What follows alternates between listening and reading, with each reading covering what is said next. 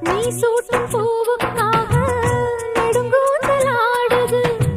நீ வைக்கும் பொட்டுக்காக நடுநெத்தி வாடுது. காத்தாடி ஒன்னத்தானே உயிர் நாடி தேடுது. காவேரி எங்கே போகும் கடல் வந்து கூடுது. அந்திப் பொழுதில் தென்னங்கிளையில் தென்றல் கூத்தாட மையை எழுதி மஞ்சள் குருவி கையை கோத்தாட அடங்காத ஆசை கொண்டு நானும் போராட. உனக்கென பிறந்தவ ரெக்க கட்டி பறந்தவ இவதான்.